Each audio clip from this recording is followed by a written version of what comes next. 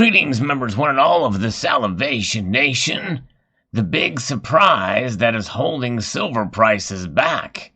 And in this particular article, it's predicting that there's going to be a silver price rebound, a very strong one, coming this month. Let's explore.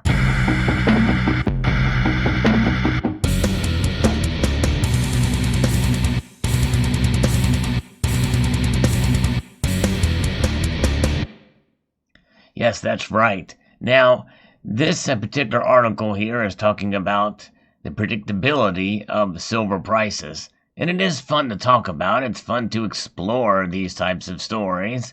But I take them for a grain of salt.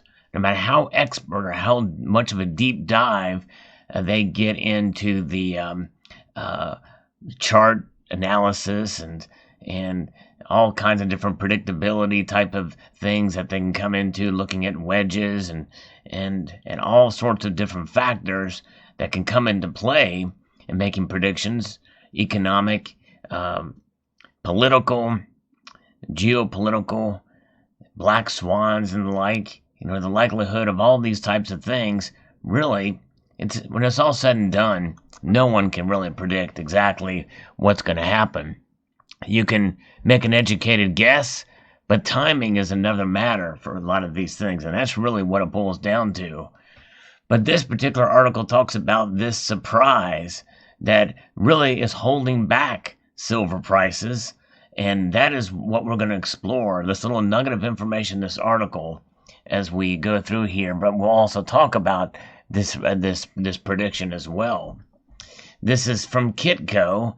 And Anna Golubova writes that with silver prices failing to remain above $18 an ounce in January, there is still hope for the white metal, according to Orchid Research, which projects a strong price rebound in February. We expect the positive seasonality of silver prices to play out in February, Orchid Research said in a Seeking Alpha post published on Thursday. The move will be triggered by a rebound in base metals, which have been holding the metal back from further gains, the post said. Now, there's where we're going to stop, because that is the surprise. Base metals like nickel, copper, and the like. It's those metals are being mined, and the demand for those metals are based off of economic factors, and with manufacturing, with industry and the like. And obviously silver is tied to those metals. But it may not be as obvious to some as others, because many of us in this community, we see silver as a hedge against economic instability. It's a precious metal. That's right. But it is also, even more so, a commodity based off of the amount of silver that is being utilized in various different applications, from biomedical, industrial, technology. And because of that, there is this closer tie to base metals, and I think that is what has been holding the prices back, and why there's been this widening ratio, an increasingly widening ratio for the most part between gold and silver. The article goes on to say that the silver spot price made a loss of roughly 1%, underperforming gold, which enjoyed a gain of nearly 4%, Orchid Research wrote. We attribute its weakness to the increasing sensitivity of silver prices to the base metals, which experienced a sharp sell-off in the first month of 2020 as a result of heightened macro fears over the coronavirus outbreak. With the virus fears fading, silver prices have a nice upside on top of February's friendly seasonality. In its current trading regime, silver is increasingly influenced by the fluctuations in base metal prices. Given our view that the base metal space should experience a rebound in the course of February, on the back of abating macro fears, we expect silver's spec buying pressure to resume. This should in turn push SIVR higher, Orchid Research wrote. Between 2002 and 2009, Spot silver's gain averaged 3.7% in February, according to the research firm. So here you can see seasonalities over average monthly returns from 2002 to 2009. And the average from 2002 to 2009 is in the deep, the purple here. And you can see how it is moved. But then in 2019, you can see quite the spikes there. The negative and positive. The positioning in silver also points to higher prices, with speculative positioning remaining light in comparison to historic standards, the Post noted. Silver benefits from a light spec positioning, meaning that there is plenty of dry powder to deploy on the long side in case of a positive swing in sentiment, the research firm said. Speculative buying pressure in silver has been muted because silver has behaved increasingly more like a base metal, and that is the interesting thing. That's what's been happening. I've noticed this, and I've seen it even since the beginning of my research and observations of the metal. It seems like it is shifting, it's changing in its perception, and mainly because of its uses, its broadening uses. This is not a bad thing, but it's also something that can really give us a better understanding of why silver prices have not performed as well as gold. So on Thursday, silver was having a great day, with March COMEX futures last trading at $17.81, up 1.21% on the day.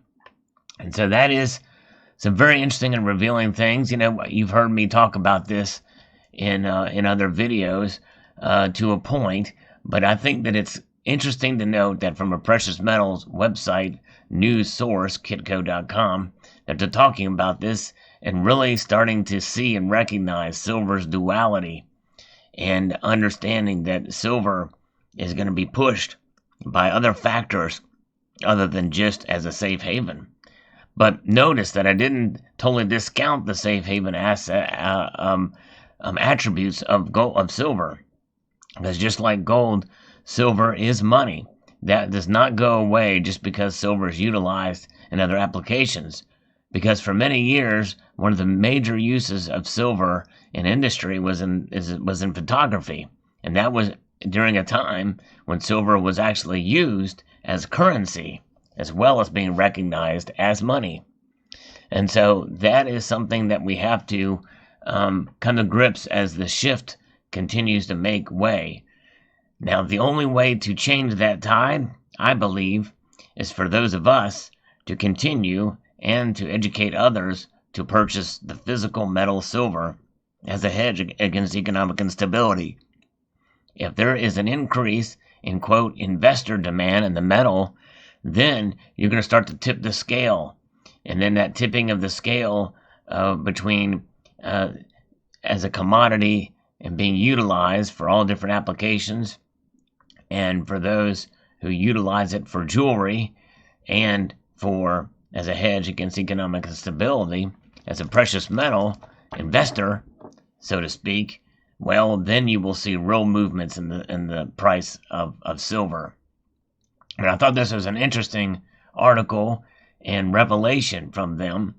And so it may not be a surprise to those of us who have been paying attention for a while in the markets, but for them to make note of it and admit that it is an increasingly moving in the direction of being seen as a commodity like base metals, even though it is most certainly a precious metal.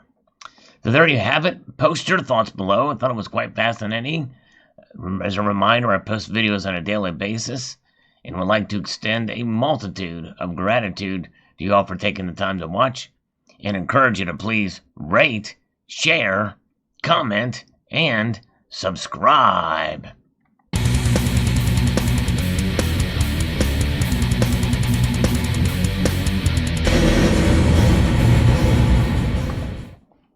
As an addendum to this video, I looked up some charts, again, to give you a different look, a comparison between gold and silver.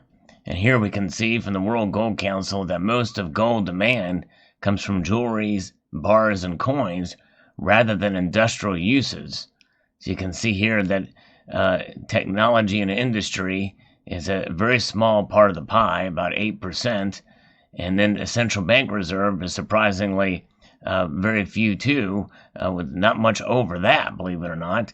ETFs 5%, with the vast majority of it is in jewelry. A lot of that jewelry probably demand is from, well, around the world, obviously, especially India, but still, there's about 25% of gold's demand comes in the form of coins and bars. So that's very impressive indeed. Now, I don't know how that correlates with the central bank's reserves holdings, because those are obviously in bars at least. Now, for silver, more than half of silver demand comes from industrial uses, and everything from solar panels to medical devices. Technology doesn't break that down much more, but you can see there that is running about 55%. And so that is fascinating to see, with jewelry at the 21%. And coins and bars are just under 20% there. And you have silverware at 5%. So less than a quarter of the demand for silver is in the form of coins and bars, investment grade.